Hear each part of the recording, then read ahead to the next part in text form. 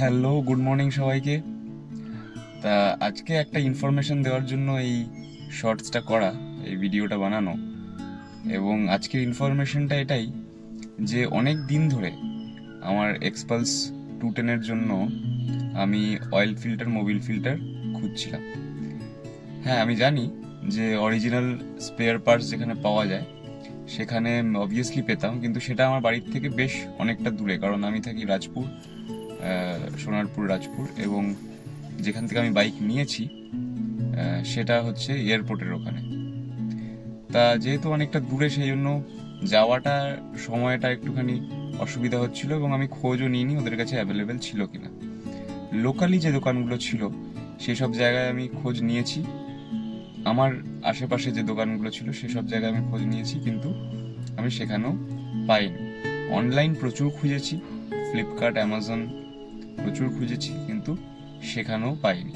Generally যেটা হয় সেটা হচ্ছে যে আমরা যে অভ্যেসটার মধ্যে অভ্যস্ত হয়ে গেছি, বা আমি যে অভ্যেসটার মধ্যে অভ্যস্ত হয়ে গেছি, সেটা হচ্ছে যে বাইক বা গাড়ির স্পেয়ার পার্টস, মানে যেগুলো নর্মাল জিনিস, যেমন Mobil, air filter, oil filter, এগুলো কিন্তু জেনারেলি গত 3-4 বছর ধরে অনলাইনেই আমি অর্ডার করি।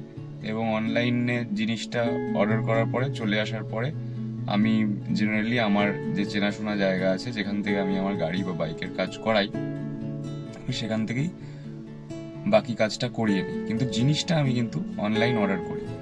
কিন্তু এই ক্ষেত্রে মুশকিলটা অনেক বেশি বেড়ে গেছিল। তার কারণ হচ্ছে যেহেতু অনলাইন জিনিসটা পাওয়া যাচ্ছিল না, অ্যাভেলেবেল না।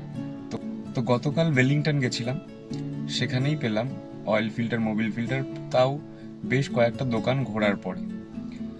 কোথায় পেয়েছি সেটা আমি নাম এবং স্ক্রিনশট এই ভিডিওর মধ্যে দিয়ে দিচ্ছি।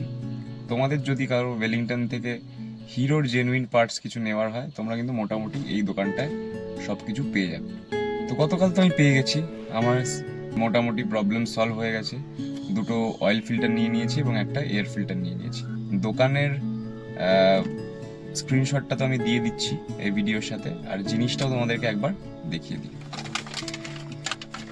আপাতত খুলিনি প্যাক। এই হচ্ছে অয়েল ফিল্টারটা, এটা হচ্ছে ব্যাচ নাম্বার